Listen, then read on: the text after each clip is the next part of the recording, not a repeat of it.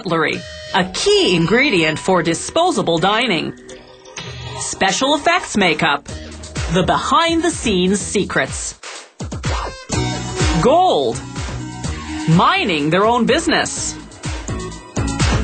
And harps, we pulled some strings to bring you this report.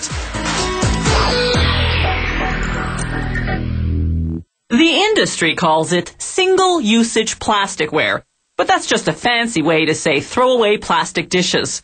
Plastic plates, bowls, drinkware, and cutlery come in many styles and colors. So for your next party, you can go disposable for everything from champagne flutes to parfait glasses.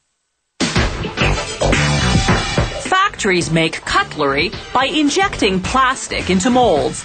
They make cups, plates, and bowls using a different process called thermoforming. Before the forming phase can begin, an automated system loads polystyrene pellets into a machine called an extruder, adding pigments for colored plastic. The extruder heats the pellets until they melt, then forces the molten plastic through a die to shape a hard plastic sheet about 2 millimeters thick. They use molds to form this continuous sheet into plastic cups. First, the sheet passes through a 3-meter-long oven that heats the hard plastic until it becomes malleable. Then it enters the thermoforming machine, which simultaneously pushes and vacuums the sheet into the mold cavities, forming row after row of cups. The entire process takes just 3 seconds. The cups then travel to the trimmer, which uses a die to cut them off the sheet. The machine grinds up the leftover plastic and remelts it into new sheets, so there's no loss of material whatsoever. The trimmer feeds the cups directly to a machine that stacks them, then feeds them to a conveyor belt in one long line.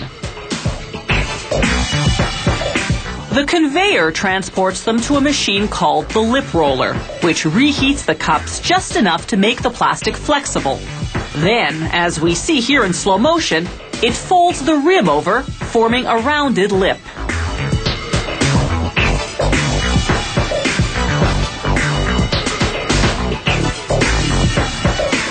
They also make cutlery from melted polystyrene pellets, as well as from polypropylene, a lighter, more flexible, and less expensive type of plastic. The cutlery molds consist of 2 halves. You can see the difference in this fork mold. In one half, the utensil cavities are right side up, the fork prongs indented. In the other half, the cavities are upside down, the fork prongs raised.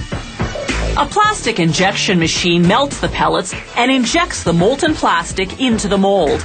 A built-in cooling system solidifies the form in about 10 seconds. The extracted cutlery drops to a conveyor belt that leads directly to the automated packaging equipment. For certain customers, such as fast food restaurants, the factory packages utensils individually. The automated wrapping machine cuts polyethylene film to size, heat sealing the ends. This factory also uses polypropylene pellets to make straws. The black beads are pigments to color the plastic. An extruder, a different one this time, melts the pellets, then forces the molten plastic through a circle-shaped die. As the long, continuous straw exits the extruder, it cools and hardens in a tank of chilled water. As it leaves the tank, a knife chops it into individual straws. They fall onto a conveyor belt, which transports them to the packaging line. Just like the forks, these straws will also be individually wrapped, but in paper, not plastic film. The wrapper machine feeds them one by one into a paper sleeve. Gears mesh the edges together, creating a crimped seal.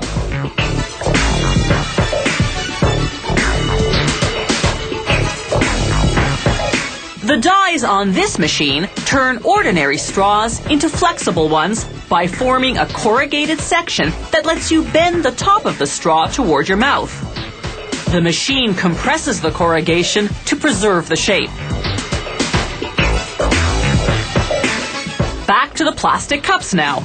This factory can print customized designs in up to 6 colors applied simultaneously. Ultraviolet lamps built right into the printing press dry the ink instantly. Polystyrene is naturally transparent, but combining two grades of polystyrene creates plasticware that's semi-opaque and also highly flexible.